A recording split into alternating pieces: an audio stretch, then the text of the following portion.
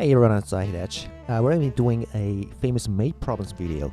I haven't been doing this for pretty long, so this is the problem, and this problem is not the one that I really want to talk about.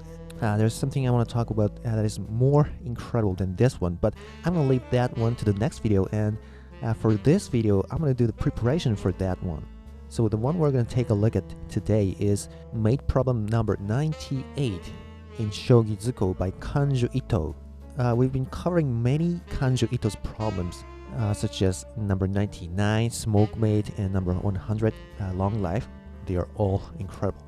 And this one, number 98, is also one of the greatest historic ones, because actually, as you can see on the board, there's only the king on the board, and this is called a naked king problem. And actually, this is the very first naked king problem in the history. So it was a very great achievement for Kanju Ito. And the contrast is pretty interesting between the number 98 and number 99. There's only one king on the board, and in number 99, the whole pieces are on the board. That's the Smoke Mate. So, well, Kanju Ito is a great composer.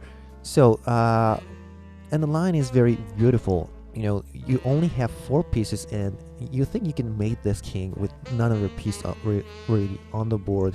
But yeah, you can make this king with a pretty cool tactic.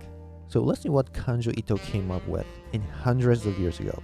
Okay, first move is, well, of course you have to drop the rook, and it is rook to 1c. Yeah, you have to drop it here. And interestingly, this leads to a mate. Oh, the mating move is actually made in 31 moves, okay? And, well, the interesting part is that the only interposing piece that is possible for white is actually rook drop to 1b. So I'm going to tell you the reason here. So let's see, he drops other pieces than the rook. Let's say the gold. Well, what happens here is gold sack on 2b. So obviously the interposing piece is pinned, so he can't take the gold with it. So he has to take it with the king anyway, and he's attacking the rook. But it's okay. He can drop a silver to 3c. If the king takes the rook, gold drop in 2b, and it's a checkmate, right? So beautiful. And if the king runs to here, gold in the head. If the king moves to 2a, well, for example, gold drop in 3b, 1a, and checkmate, because the gold is pinned.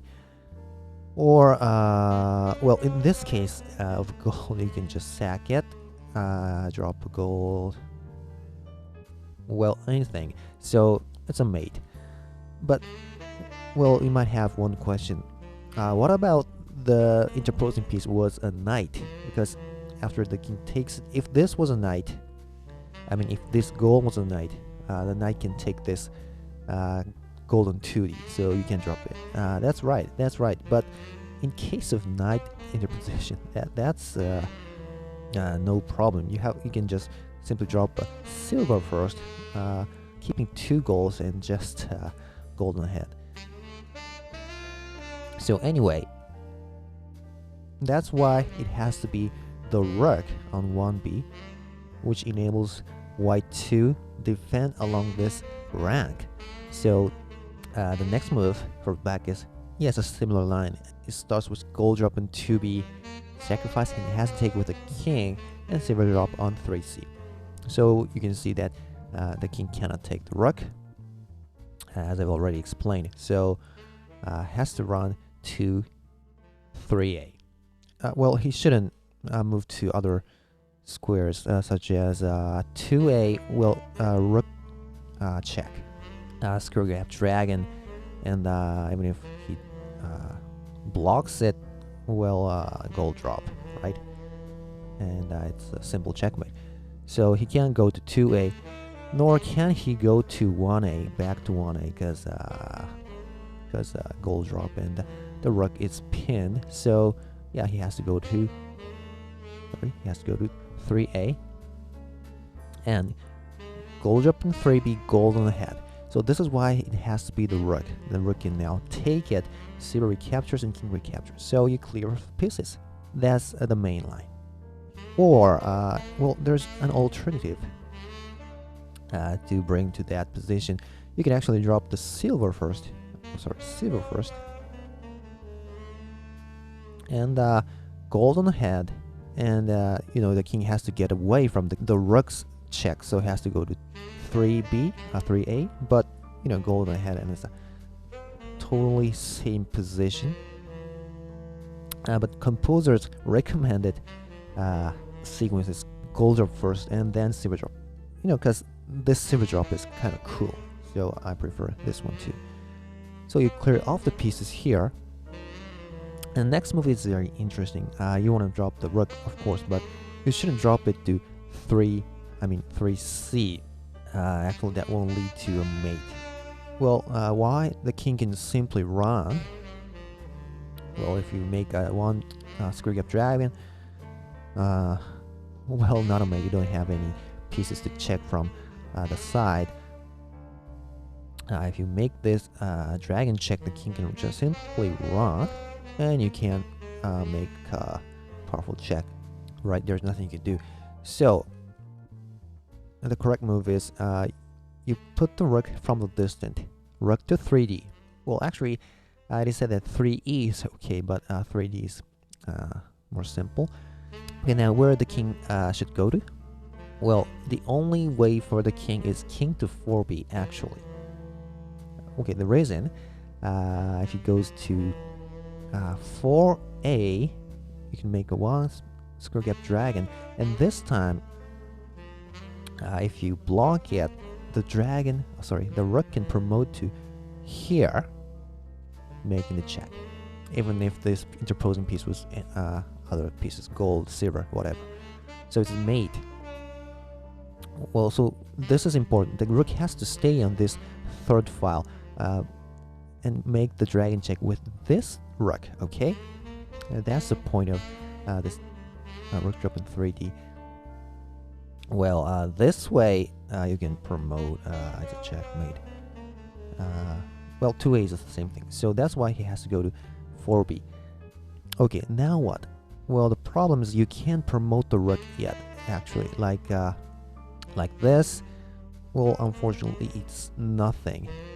You know, you can't make that dragon check because the rook is not on the fourth file yet. Well, this check is nothing. This check is nothing. Well, this doesn't work either, I guess. And oh, this dragon check doesn't work either. The king can just run to here, and nothing will happen. You know, he can simply block it, dragon check, and then he can run. Well, nothing, right?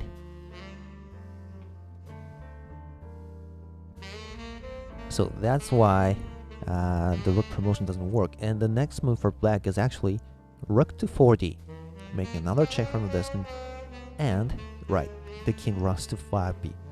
Yeah, the king can't go to any other square with the same reason. Okay, and this is a pretty interesting part. Rook to 5D, king runs to 6B. And rook to 6D, king runs to 7B. Interesting. And, yeah, rook has to keep going. Rook to 7D. But this time, finally, the king has to go back to 6B. Alright, now the reason. Okay, if he goes to 8B, well, he can't go to A8 or 6A. I already know that. Well, here's a very interesting rook promotion on 1B. Your king can run to 9C.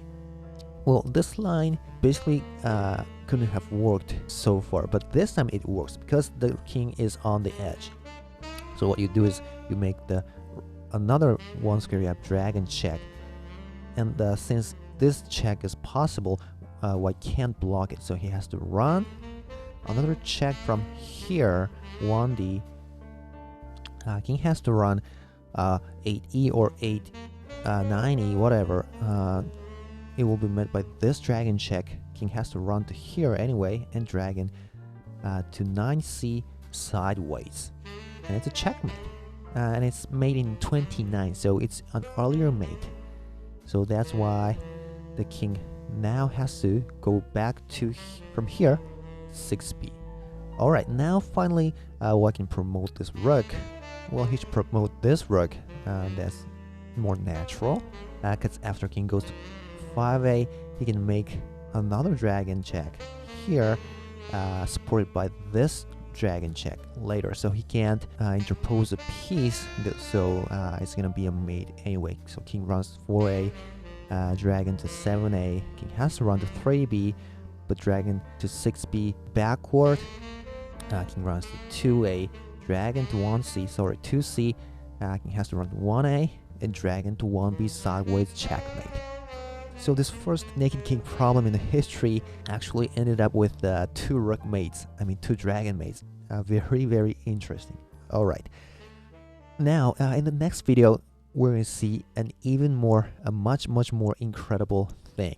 It's another naked king problem that is composed by a modern composer. It was published in 2004, and you're going to see an incredible things happen. So yeah, so please look forward to it. I hope you enjoyed this video. Thanks for watching. Goodbye.